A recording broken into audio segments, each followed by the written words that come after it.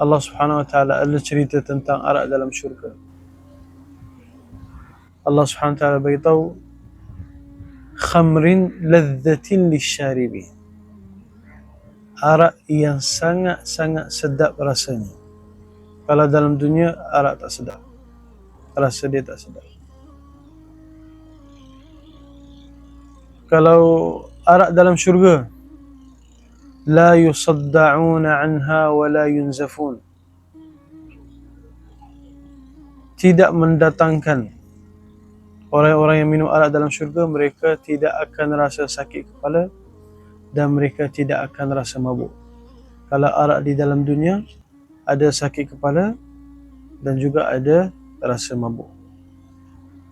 Arak di dalam syurga, pengakhiran dia, yusqawna min rahiqin makhtumin khitamuhu misk, pengakhiran dia tu misk, wangian, wangi. Kalau dalam syurga, kalau dalam dunia, arak akhir dia bau yang tidak enak, yang busuk. Sebab tu Allah Subhanahu wa taala beritahu, wa fi dzalika falyatanafasil mutanafisun.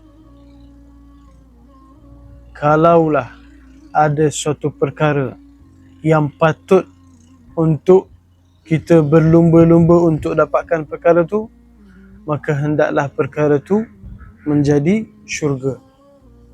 Syurga adalah perkara yang paling layak untuk kita berlumba-lumba untuk mendapatkannya.